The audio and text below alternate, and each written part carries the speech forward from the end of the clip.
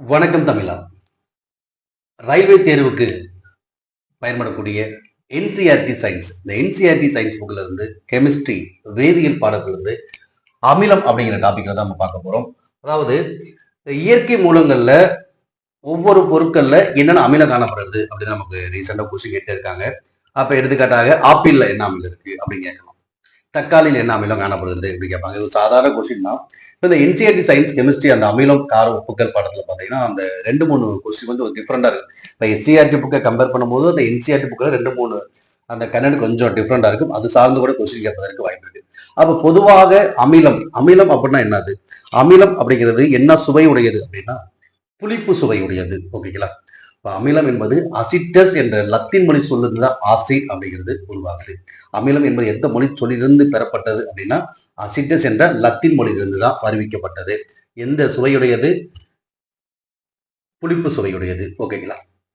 அப்ப இந்த இயற்கை மூலம் என்ன அமிலம் காணப்படும் அப்படின்னு பார்க்கலாம். முதலாவதாக புளி.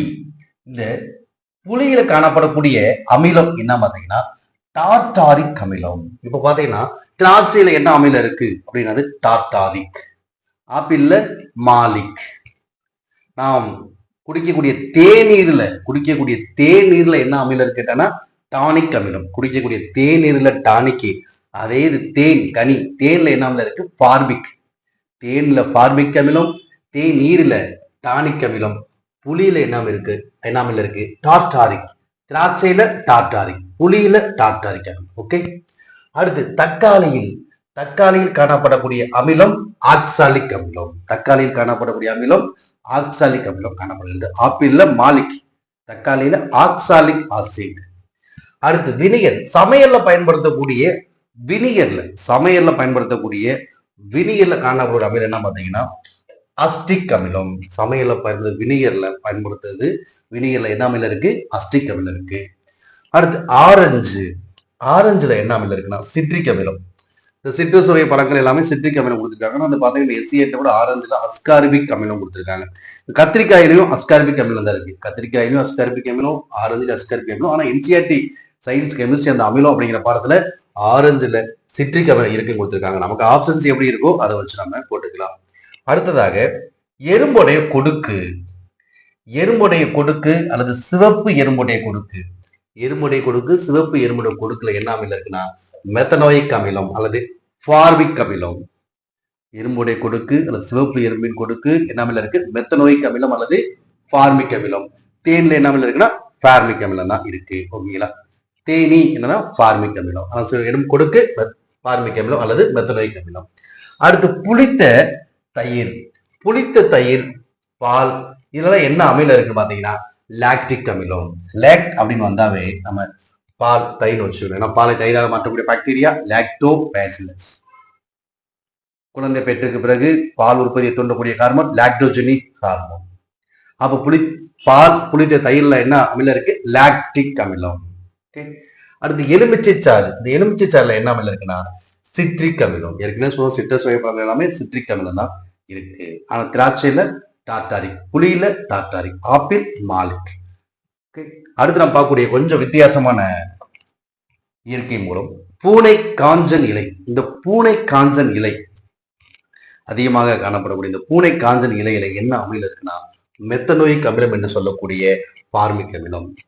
அப்ப அந்த பூனை காஞ்சன் இலை நம்முடைய மனித தோல்ல படும்போது ஒரு விதமான மாற்றங்களை உணர முடியும். அதை நடுநிலைப்படுத்துவதற்கு காரத்தை பயன்படுத்தும். அப்ப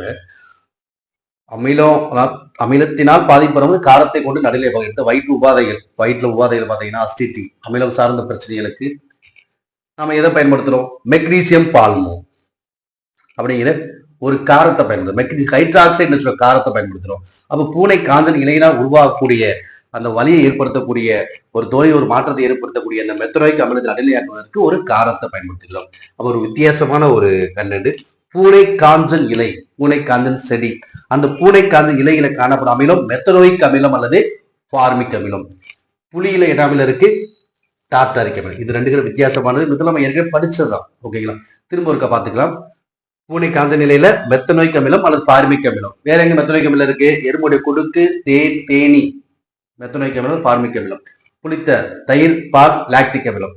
எலுமிச்சை சாறு, ஆரஞ்சு, சிட்ரிக் அமிலம், கத்திரிக்காய் அஸ்கார்பிக் அமிலம், வினிகர் அஸ்டிக் அமிலம், தக்காளி என்ன அமிலம் இருக்கு ஆக்சாலிக் அமிலம், புளியில டார்டாரிக் அமிலம். ஓகேங்களா? மிக வலிமை வாய்ந்த அமிலம் நம்ம எதை சொல்லுவோம்னா வேதிப்பொருட்களின் அரசன் அப்படின்னா கந்தக அமிலத்தை தான் சொல்லப்போம். அதுவும் அமிலம் புளிப்பு சுவையோட சொல்ல எல்லாமே நம்ம வந்து சுவைக்க முடியாது. அடர்வு மிகுந்த அமிலங்கள் வலிமையான அமிலங்கள் இருக்கு. இப்ப வலிமையான அமிலம் மிக வேதிப்பொருட்கள் அரசன் எதை சொல்றோம் கந்தக அமிலத்தை தான் சொல்ல H2SO4. உலகிலேயே அதிக வலிமைமிக்க அமிலம் தான் புளுரோ சல்பூரிக் அமிலம். ஓகே, புளுரோ சல்பூரிக் அமிலம் HFSO3. ஓகே, இதை திரவத்தின் அரசன் அப்படின்னு சொல்ல ராஜதிராவம் அக்வாரேஜியா அது வேறு. அப்ப இயற்கை மூலங்களை காரணம் அமிலங்கள் சார்ந்து கொஸ்டின் கேட்கிறாங்க. நல்லா பார்த்து கொஞ்சம் 2 கொஸ்டின் வித்தியாசமானது. புளி என்ன அமிலம் டார்டாரிக், பூனை காந்த இலையில என்ன அமிலம் கேட்டாங்கன்னா மெத்தனோயிக் அமிலம் அல்லது ஃபார்மிக் அமிலம். ஓகே, இந்த வீடியோ பிடிச்சவங்களுக்கு லைக் பண்ணுங்க, கமெண்ட் பண்ணுங்க. தொடர்ந்து RRB NCERT science and GK most expected question answer நம்ம தொடர்ந்து வீடியோ கொடுக்க தான் போறோம். ஓகேங்களா? லைக் பண்ணுங்க, நண்பர்களுக்கும் இந்த வீடியோவை ஷேர் பண்ணுங்க. தேங்க்யூ.